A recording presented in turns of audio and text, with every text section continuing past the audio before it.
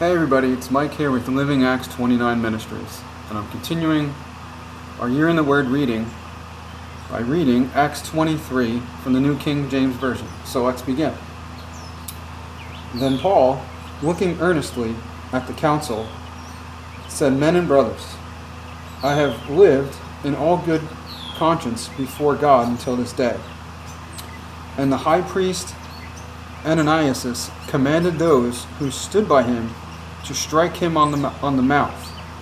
Then Paul said to him, "God will strike you, you whitewashed wall. For you sit to judge me according to the law, and you do command me to be struck contrary by the law."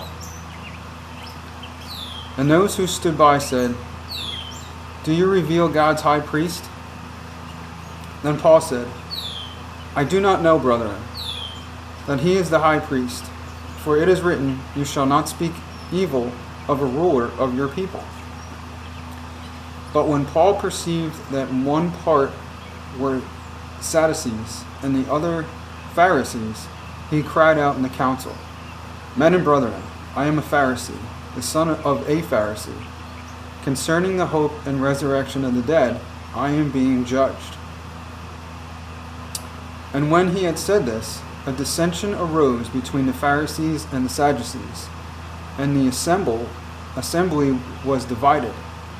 For the Sadducees say that there is no resurrection, no angel or spirit, but the Pharisees confess both.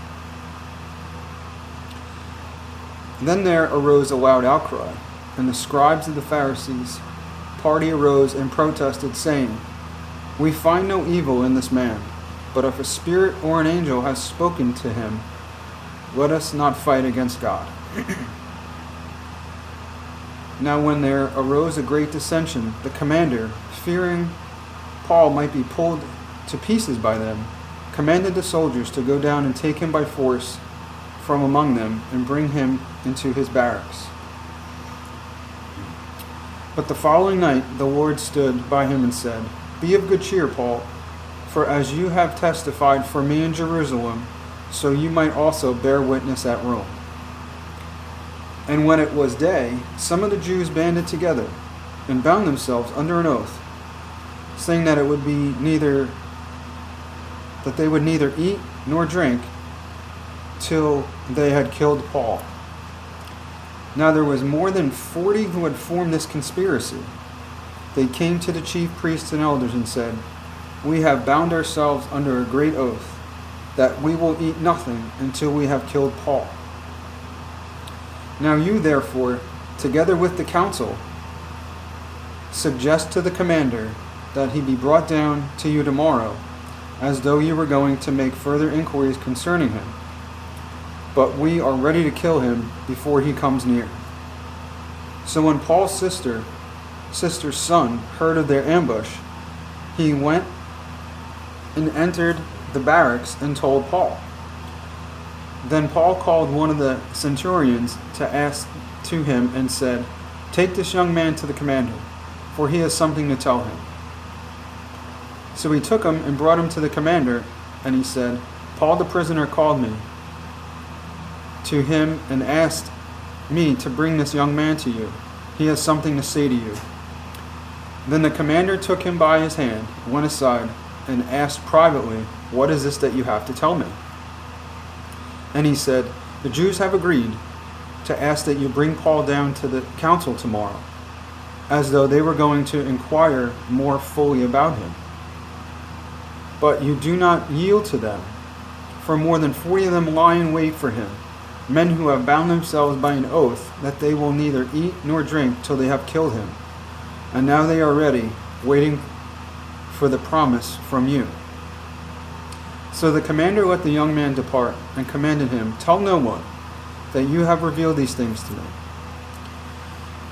And he called for 2 centurions, saying, "Prepare 2,000 soldiers, 70 horsemen, and 200 spearmen to go to Caesarea at the 3rd hour of the night, and provide mounts to set Paul on, and bring him safely to Felix the governor." He wrote a letter in the following manner: "Claudius Lysias, To the most excellent Governor Felix, greetings. This man was seized by the Jews and was about to be killed by them. Coming with troops, I rescued him, having learned that he was a Roman. And when I wanted to know the reason they accused him, I brought him before their council. I found out that he was accused concerning questions of their law, but had nothing charged against him deserving of death or chains. And when it was told me that the Jews lay in wait for the man, I sent him immediately to you, and also commanded his accusers to state before the charges against him. Then the soldiers, as they were commanded, took Paul and brought him by night to Antipatris. The next day they left the horsemen to go on with him and returned to the barracks. And when they came to Caesarea and had delivered the letter to the governor, they also presented Paul to him. And when the governor had read it, he asked what province he was from. And when he understood that he was from Cilicia, he said, I will hear you when your accusers also have come. And he commanded him to be kept in Herod's chambers. Thank you very much for joining me today. Please come back tomorrow.